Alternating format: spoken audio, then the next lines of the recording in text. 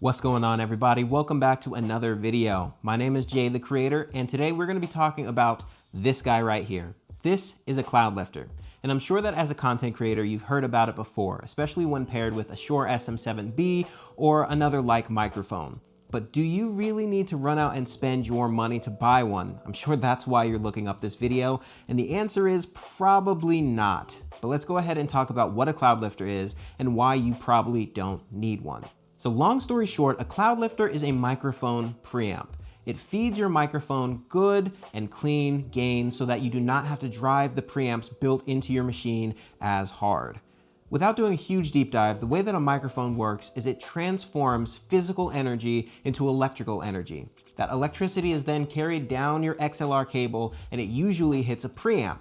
Now, if the preamp on your device isn't that good, then when you turn up the gain to turn that signal into something respectable, it's probably going to bring a lot of noise into your signal.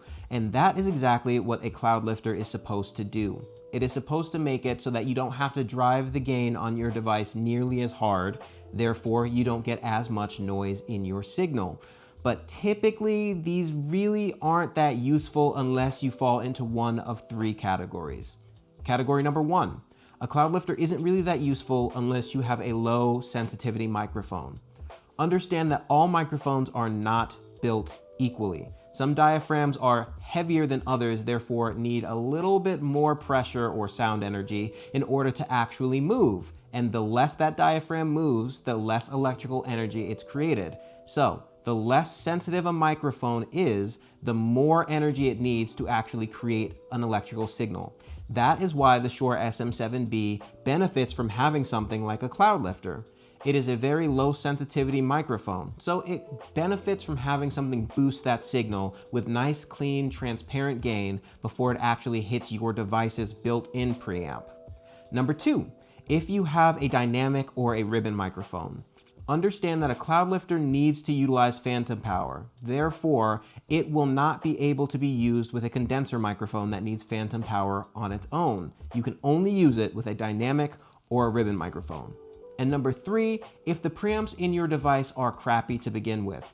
Most devices in 2020, 2021, and beyond have perfectly fine preamps where you can turn up the gain without them giving crappy sound. Usually the cheaper interfaces are the ones that are going to give you issues where you're going to need to actually put something like a Cloudlifter in so that you can actually get good sound quality. The last category that I would say is if you use a ribbon microphone.